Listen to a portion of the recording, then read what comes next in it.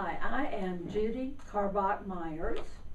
I live in New Braunfels, and I am happy to talk about my memories of the First United Methodist Church. I am Dorothy Helmkamp Kroesche, and I've been a member of the church since 1946, and I'm also happy to be here. I am Gayle Doerr, and I moved from Wisconsin to New Braunfels in 1950, and I love living in New Braunfels. I'm John Doerr, and sometimes I still wonder why I'm around. We need you, that's why. Which one? Dorothy, why don't you go ahead and start? Well, I don't know whether this is necessary, but as far as my background, I was a real country girl. I lived on a working farm. We raised corn and cotton, and yes, I picked cotton, and that was not a real pleasure, I'll tell you. That's what I hear. We lived in a real country farmhouse, and yes, we also had an outhouse. I guess you know what that is. It was hot in the summer and cold in the winter. I went to a one-room school. Grades 1, 2, and 3 were on one side of the building and with a curtain, and grades 4, 5, and 6 were on the other side of the school. And when my brother graduated from there so he could go on, we moved to another farmhouse at LaGrange, Texas, and lived there until we moved up here. My oldest brother Emil was working at the mill store, and so we thought that my daddy could work there, and so that's the reason we moved up here. And I was a junior in high school at that time, and if you think that wasn't an adjustment, because I felt I was a country girl, and I really was. I know. And moving to New Braunfels to this side of school and what have you, I was very fortunate. A best friend of mine who was the friend for the rest of the school days and the rest of my adult life, Melba Kreitz, took me under her wings and helped me to adjust to this new life in the city. And she and Ray Cott were school sweethearts and married after school, and they had an exciting life as he was a major league ball player, and they traveled everywhere and what have you. So my father and mother and my brother Benno and I joined the Methodist Church in the spring of 1946.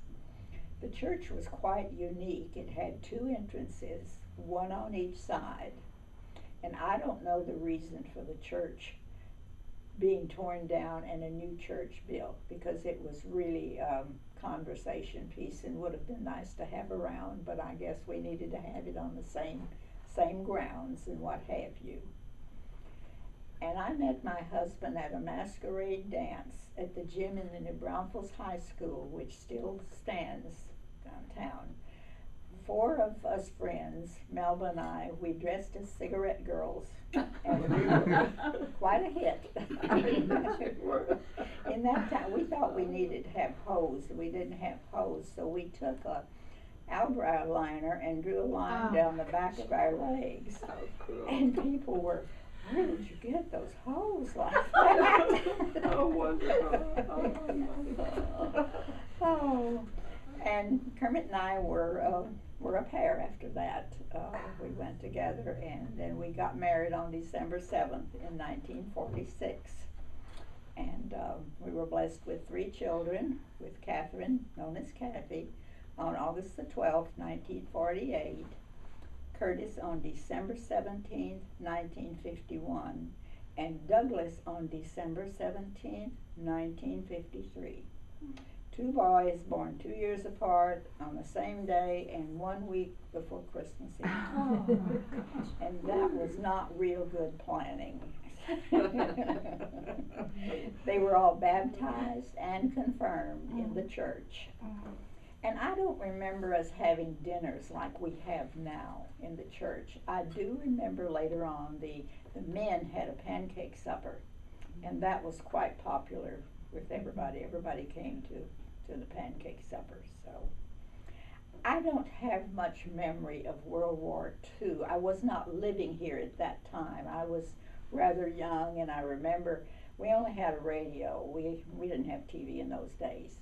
We were sitting in our living room listening to the radio, and it was announced that Japan had bombed Pearl Harbor. And it was really shocking. The rest of the afternoon was that. And then on Monday morning when President Roosevelt came on and declared war. So that was really something. My youngest brother was in the service during that war, and he was overseas. I don't remember exactly where, but he had contracted spinal meningitis. And says that if there had not been a young doctor who had looked after him, for he was out 2 or 3 weeks, and who had looked after him, he probably wouldn't have made it. It was a terrible time because we got a telegram from the War Department telling us that he was sick and what, and didn't hear anything, nothing. So that was really a horrible, horrible time. So I don't know whether to go on. Anyway, I belong to the Susanna Circle with Karen Mahalik and Harriet Sahlberger, and then Reverend Zirkle was having a Bible study. So those two girls encouraged me to go with them, and we did have a Bible study, which was very interesting. I remember one day we were sitting there, we were waiting, and Reverend Zirkle didn't show up. He didn't show up, and we wondered what's wrong.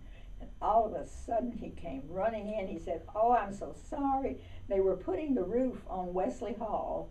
And he was so intrigued with watching that he forgot about us sitting in there waiting for him. So I don't know for sure about this, but I do think that there's only one other person that has been a member of this Methodist church longer than I have. And her name is Alice Simon, and I think she's going to be 99 years old this year. Okay. And she is presently in a rest home in Flatonia. But she drove her car up until probably 2 years ago or something, and somebody said, "Aren't you driving?" She said, "No, my car won't start." Oh my goodness. And I wonder if maybe some children had a plan in that, before she was that age. So. Are you going to tell us how old you are? Yes, I turned 85 on July the 6th of this year. So I'm very happy to be that age, and I'm looking forward to getting to be 90. So I think I'll turn this over to one of the other ladies. I think I've talked enough. I have one about more question for you. Do you remember much about the music when you first came? The differences in the songs then and what we sing now? Well, there's a lot of difference because we go to the 9:45 service. Yes. Yes, I knew you did. So that music is quite different, but we do like it. But no, back then it was the old-timey songs out of the hymnal, which I still love. I miss singing those, but that was the music at that time. So Out of the Cokesbury, the little band. Right. I remember those yes, too. yes, we did like that. So all right. Okay, I'll go next. Okay. As I had stated earlier, my maiden name was Karbach, and so I'm very proud of my heritage. Our great-great-grandfathers had a very important role in founding this church. And so as I grew up, I always heard about it and the things that they did, and then a good reference on how the church was established is the book by Janet Ketterling. She really did a wonderful, wonderful job. But the beautiful stained glass window that is in the arches down here and by the offices was in memory to the Karbach family, because they were some of the important founders. Now, they were not the only ones, the Weiser family as well, and that would be Verona Fisher's parents. And so somewhere back in the distance, we are related to the Weisers. Better not talk about the Karbachs, because we are related to everybody. But anyway, I do recall going to the old Methodist church. I thought it was just beautiful. I remember the steep steps, and the stained glass windows were just magnificent. I was very sad, even as a child, remembering that we were not going to have those stained glass windows in the church. I do recall in one of our Sunday school classes when, and maybe Gayle does too, I think each Sunday school class was responsible for one of the small round stained glass windows, and I think we had to earn $25 to buy a window. Do you remember that, Gayle? I don't remember. Not a that window, but sounds the right. little round stained glass. And I thought, oh my goodness, there we had all the beautiful ones, and we don't have them anymore. So I am thankful for the one that they have preserved. When my daughter married, it was very important to me to have her wedding picture taken in front of that window, and then I also am in one of the pictures with her. Very special. So then I am a 5th generation Karbach, so my family has been active always, from the people that have found the church to when my parents were very involved. Our life was very centered in the church. My parents were involved in everything that came along. My dad was chairman of the board. My mother taught Sunday school. My grandmother was very active in all the circles and in church. That would be Emma Karbach and E.R. Karbach. It gets confusing because my grandmother was married to Karbachs twice. And there comes the confusion. Her first husband was John Karbach, who would be my real grandfather. And he passed away when he was 40. He had asthma, leaving my grandmother with 3 children, ages 6, 8, and 10. And so the oldest one would have been Beulah Karbach, who married Dr. Engelhardt. The next child would have been my dad, John Karbach, and then his younger brother, David Karbach. And later, 3 or 4 years later, she married her first husband's cousin, Ernst Karbach. And from that relationship, they had Carolyn Karbach, who is now Carolyn Karbach Berry. So she is the only aunt that I have left. She would be is that a half aunt? So anyway, I loved the church life that my family brought into our life. Mother and Daddy belonged to a Sunday school class that was called the Crusaders. Did your parents go to that? No. Well, it was just a wonderful time because they made so many good friends. And at that time, you know, the kiddos went along wherever you were going, and we, you know, played and had a good time. A special time I remember out on the ranch, their Sunday school class had a big bonfire out by our pond, and Dad worked for days to get the brush up there. It was huge, and then we all cooked out, and that was a fun time. Also, I remember going to Sunday school, and some of the teachers that I had were very special. One was Sue Bach, and this might have been when I was real little, but you would know Sue. Yes, I did. And another Sunday school teacher that I loved dearly and became friends with until she passed away, Virginia Dillon, and that would be Mrs. Bernie Dillon. Also Mrs. Cleo Hans, and I loved her. She was just fabulous. She made us work.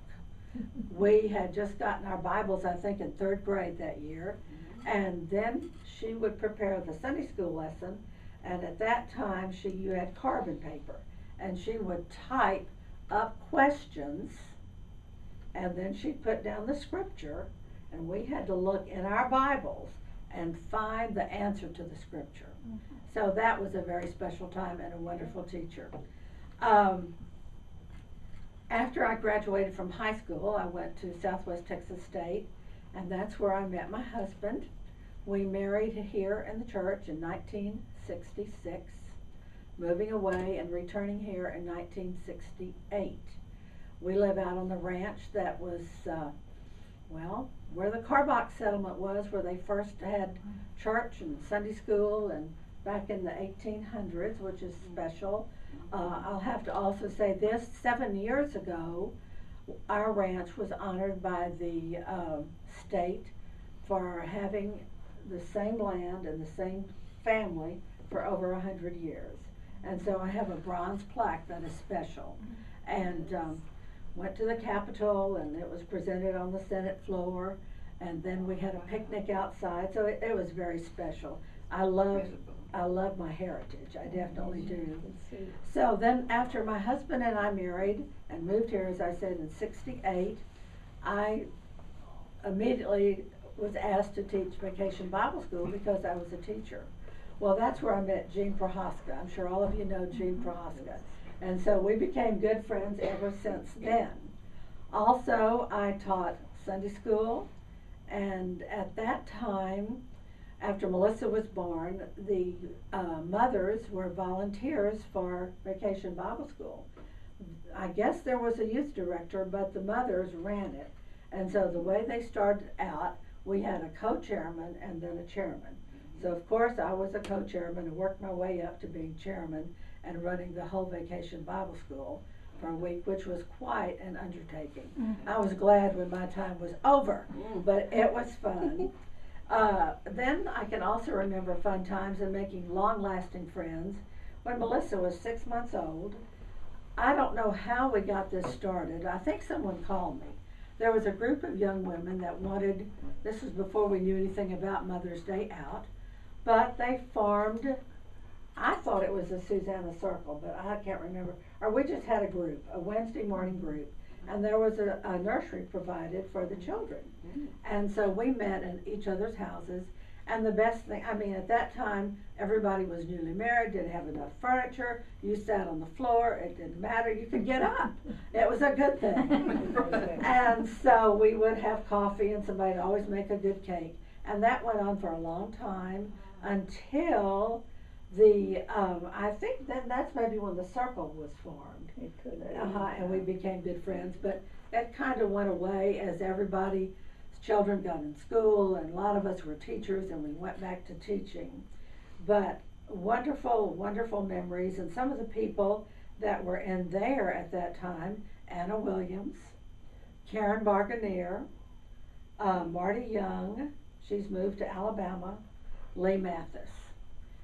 So these still are longtime friendships, and I will always treasure.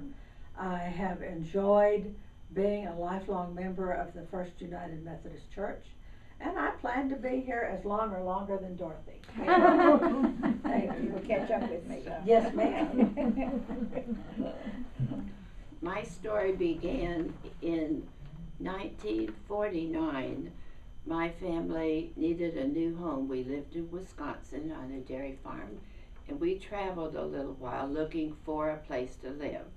The East Coast, the West Coast, we ended up in New Braunfels heading to the valley. But we stayed for a few days to rest, and a man came to our trailer, and his name is Mr. Godey, and he happened to be the grandfather of Judge Bobby Pfeiffer. And he asked my dad to come and be manager of the ranch. And so out right at the beginning of the River Road is the ranch. So we started our life here on the ranch for a year. I went to the Mission Valley Country School, and we had 8 grades and about 35 students, and we had a teacher named Miss Finney, and I always thought that name was right out of little books from the past. After a year, Dad bought land on Liberty Street and started building houses, and I needed another school to go to. They had consolidated all the country schools, and we were told, take your daughter to 1344 Stonewall Street, and you will talk to a principal there, and you'll find out where you'll go to school. And we went, and we found out I would go to Lamar School, but I also saw a young man in the yard who belonged to that gentleman, and he was John Deere. Oh. And he was I 9. asked you who that was. He was 9 and I was about 5. Oh my gosh. And from then on, we knew each other always. But there's a big difference about 4 years growing up. So I knew who John was. And then in 1964, we did marry, and this is a picture of our wedding here in the church. We had the reception in Wesley Hall, and my sister is Brenda Brownell Warren, and she was married 1 week after we were. And in the newspaper, they put both pictures, and they said the Brownell sisters were married 1 week apart. And that was real special. That's a beautiful picture. Yeah, if you notice, all the flowers are gone. Well, we had the reception in Wesley Hall, and you take all the flowers, and you really quickly take them back to the reception, and there were no flowers on the picture, but we had flowers. We have a picture in the church of the last Sunday in 1950, when that old church, that would be the last time that there was a service there, and my family happens to be on the front row. I mention that because Mother was always active here. She made sure we were in church. She taught Sunday school. She helped as we got older with MYF. And Dad was not active here. He was a really Christian man, but he just didn't come. And it's my mother, Shirley Brownell, who just was in everything and did a lot of things.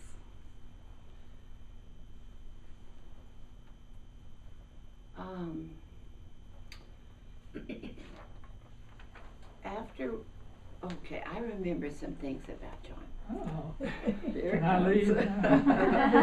leave? We had, this would be probably in the mid-50s, and we had on Sunday night, Sunday evening church. That's right. And back then, the choir loft was above the pulpit, and there was a stair going up, and the organ was up there, and there was a piano downstairs on the bottom floor. And John played the organ every Sunday night with his friend Carolyn Voigt. She played the piano, and we came in a lot to hear, for the service. And I remember how beautiful that was.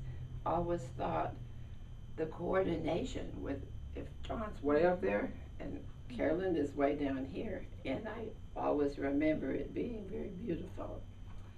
To this day, John plays the piano. He plays for Kirkwood to help the UMW when we do a birthday party. Other memories is I was very active in MYF, and probably it was in the 50s when I was in 7th and 8th grade. We had a youth director named David Hardy, and he was very special.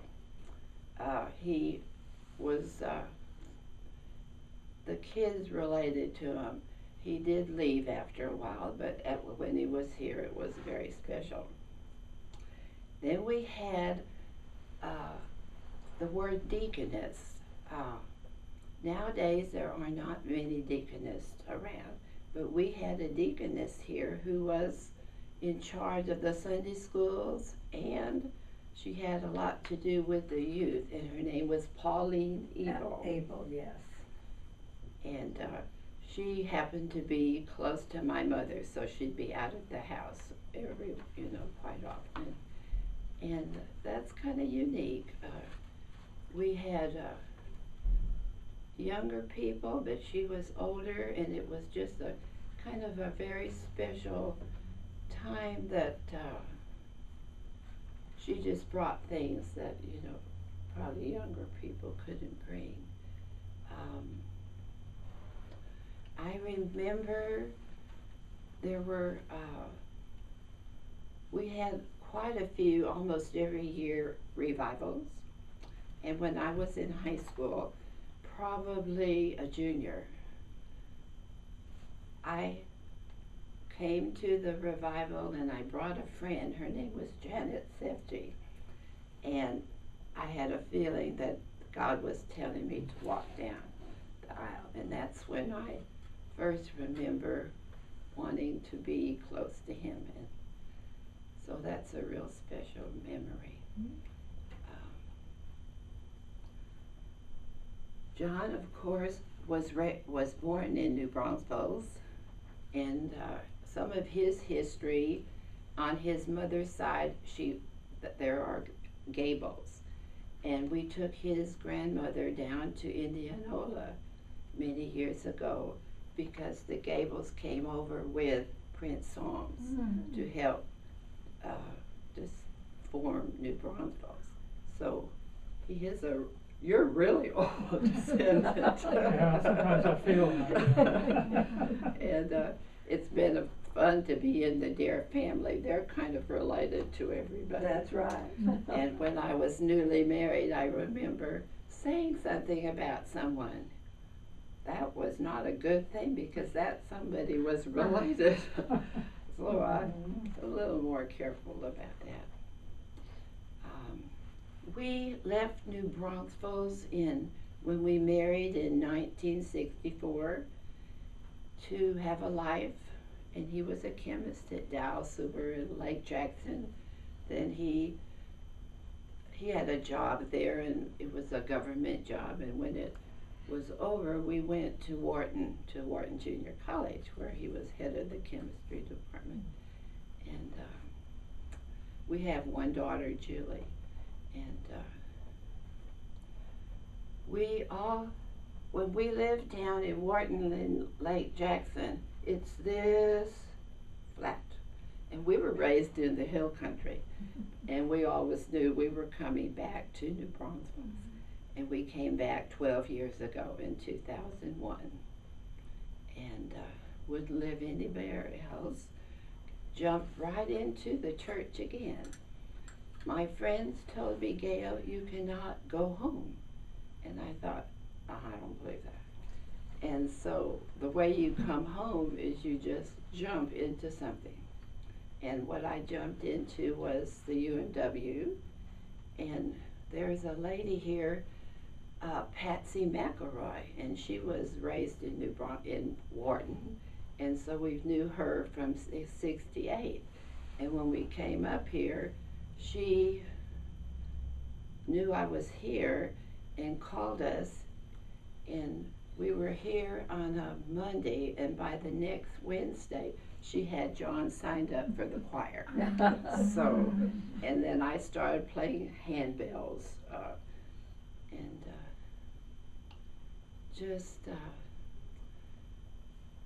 another reason I felt so at home here, they saw my name was Doerr.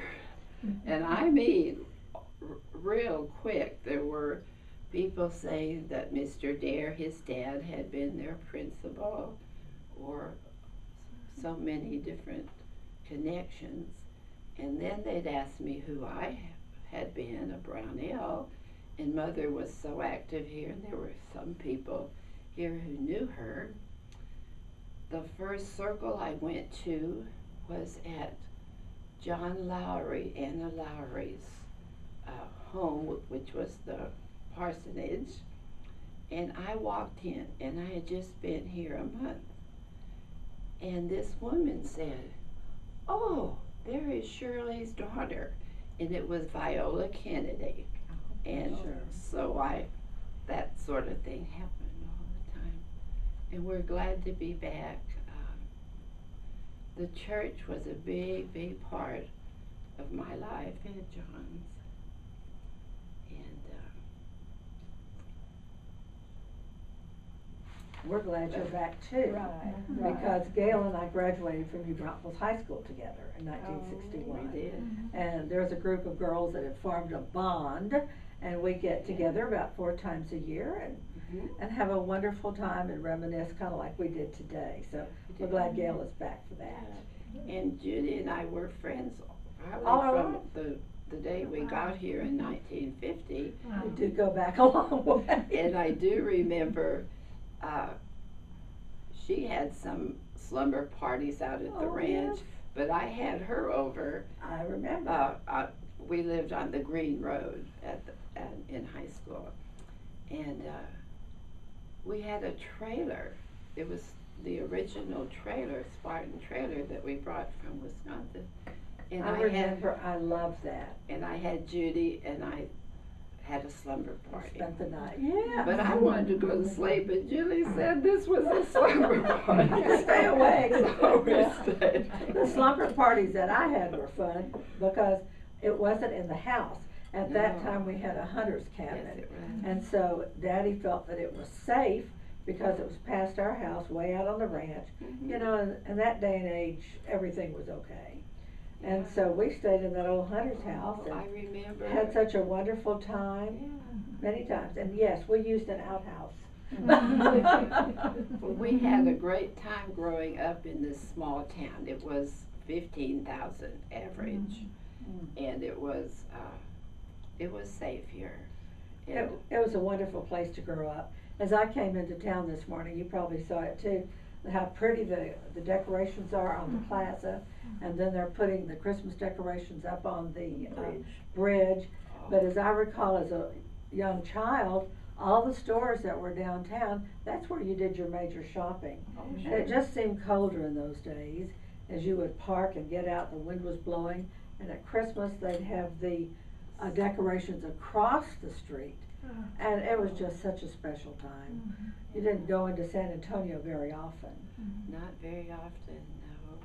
We had Penny's, J.C. Penney's. I worked at Penny's. Oh, did you? Mhm. All right. And they had the things where when somebody paid you, you put the money in and you screwed it to this thing and then you pulled it down. Zoomed Hope it across. went up to the top. If it didn't, you had to do it again. And Yeah. a member of our Yeah. church was the manager, and Yeah, it was Mr. Voigt. Mr. Voigt, who Bill happened Voigt. to be the dad of the girl that John played the organ piano together. Everybody was connected. And we had Mendelwitzes, and we had a couple, Leo and Jacob, yeah, we had Jacob Schmidt. Schmidt. Schmitz, And we had a Ivan and Fisher store that John remembers vividly the night that it burned to the ground. It burned down in 1947. That was that January after we were married in December. Cause you remember, you used to tell about that. That's where I understood the first Worst Fest was, when that burned out. Yeah, Is they that used to right? have, They had it in they the held the hole, worst yes. fest In the down hole there. down there or something, I Uh-huh. thought that was Okay. interesting. Yes, Yeah. yep, down in there. I do have one question for each one of you about missions, because we've just had really good, successful mission, Sunday, and we've raised a lot of money. What, do you remember us having a lot of mission projects when you were first here in the church, or as youth? Do you remember much about the missions? I don't. I don't either, Me- not yeah. about missions. When we first came here, we always had some students from someplace, that we would be sponsoring, the church would be sponsoring, from Perkins, I think, but Yeah. I just didn't remember, and I just didn't know whether you remembered anything special about I don't missions. remember. I don't. Yeah. It seems like it rings a bell, but I don't recall the details. I was gonna account one thing.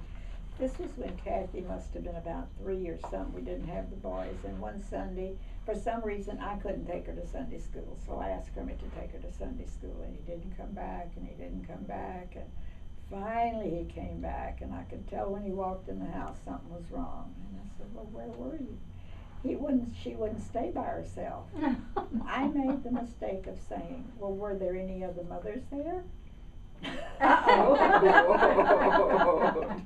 Needless to say, he didn't take her to Sunday school anymore. And Judy, you mentioned something about the seats in the Karbach church. Yes.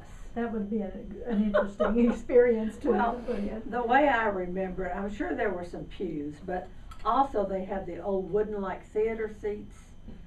And as a small child, sometimes you don't always mind your mother, and I remember I just had to stand up on it, and it slipped and caught my leg in the seat.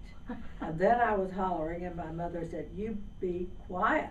I told you not to do that." So I think church was about over. And then also something else that I remember, as a child. This was in the new church. We went to communion, and it's always on the left side where we go. Well, at that time, we had the little glasses of grape juice. I spilled it all down my dress. I was horrified. And for some reason, my mother had taken her, I don't know if we were gonna sneak out the side door or what, but she had her Sunday school books with her. And she said, here, just hold this in front of your dress and no one will know. Right. And I have one added thing, and that's about NYF. We had at least 2 or 3 hay rides. And I know we had a flatbed, and I don't know if it was a tractor that pulled it, but that was a unique thing for us. We could draw in youth, who hadn't come to NYF so much, but sometimes we got them to, Yeah, that And was Gayle, start didn't up we have a again. bowling league too? I remember bowling with David Rust. I remember And, it was Dennis Trowbridge and Leroy Schwab. Yeah. Somewhere along there we Yeah. bowled. These are names. Leroy Schwab and John are still friends, and Leroy Schwab is the name people know here, the Schwabs, and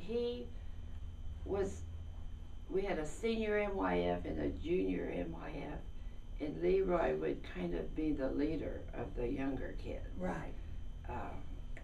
And I think you did some of that.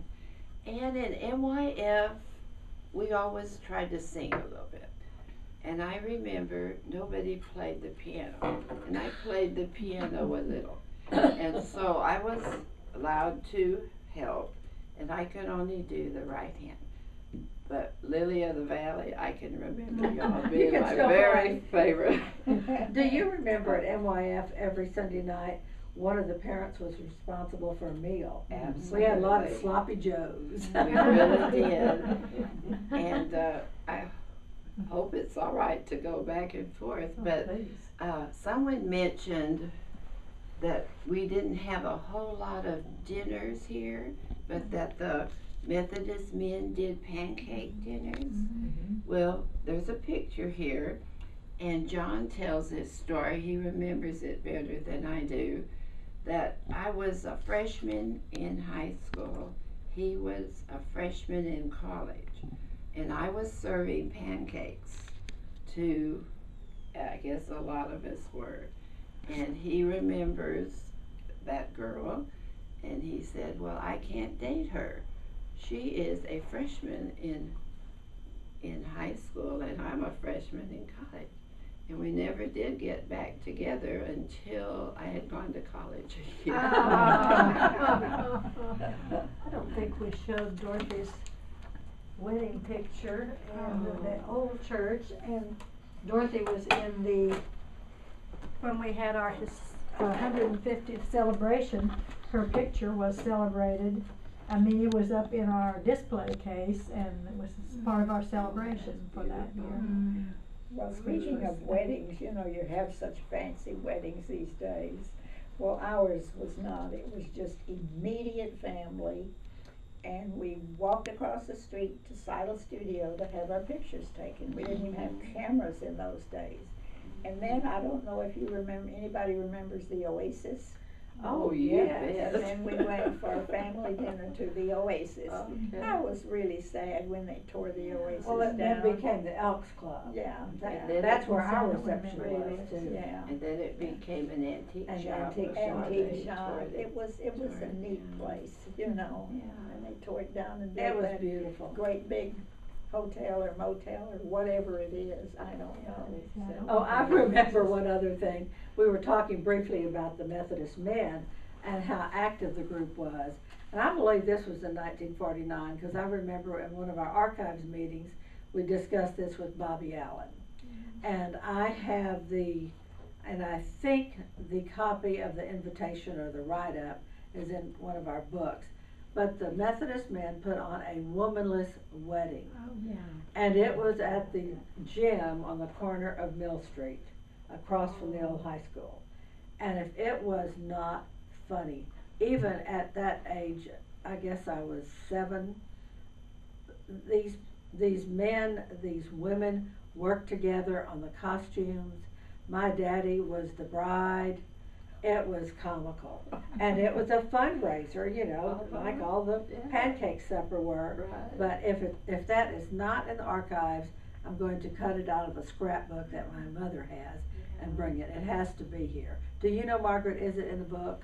I think Bobby We've said it talked was. about it, I Right. think she said I- that, but we need to identify where it is. We do, because that was just, I mean, Yeah. and all of the prominent men in town, you know, were in it. And it was funny. Well, you I talked don't- about the pancake suppers. Do you remember the years that those began? Because they were having them when we moved here in '69. It was a tradition for quite a long time. Well, I know I was a freshman, it would have been about 54. And they were having them then? Oh, yeah, yes. that's when John noticed. Okay. I always- Were the men doing it then? Was it Yeah. Methodist Oh, men? yeah, Yes. it was a It Methodist was a man. Methodist man.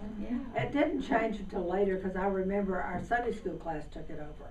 Do they have Methodist men now as active as, I mean, is there a group named the Methodist men? We have had it, But but it's right not- now we don't have it in there. Our men meet once a month on Saturday morning, Uh-huh. and Okay.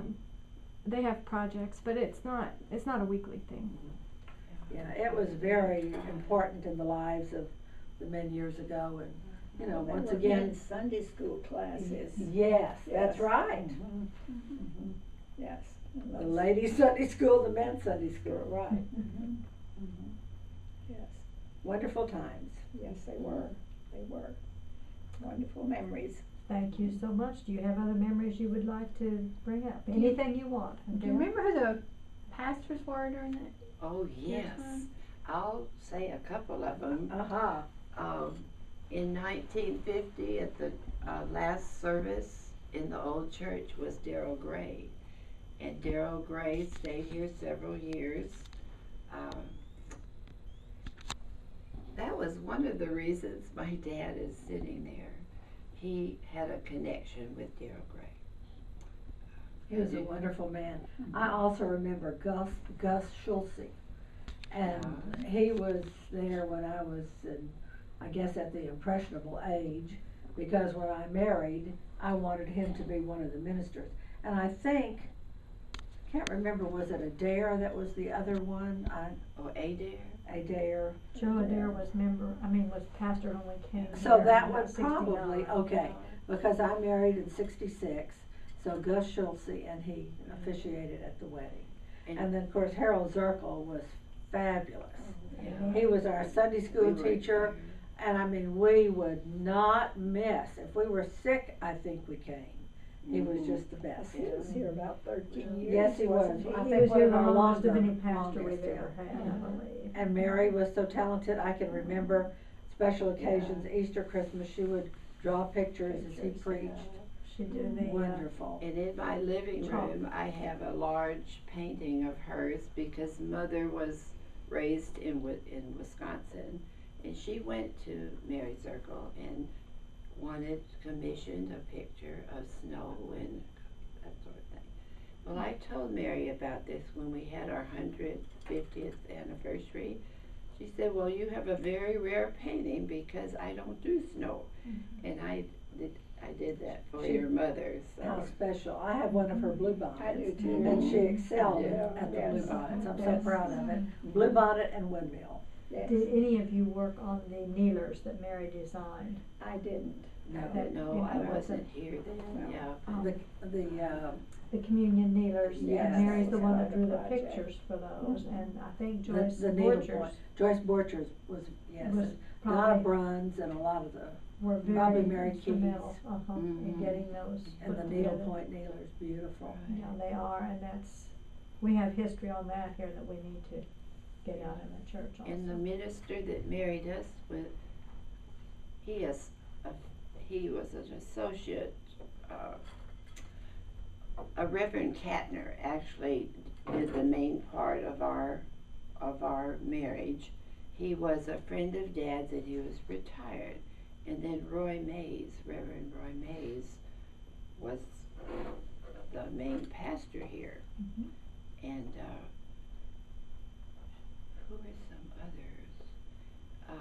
Reverend Welsh was somebody Oh. that I was real close to, his family. His wife was a teacher.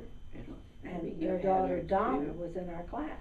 Donna was one of my best friends, therefore I got to date the son a couple times. And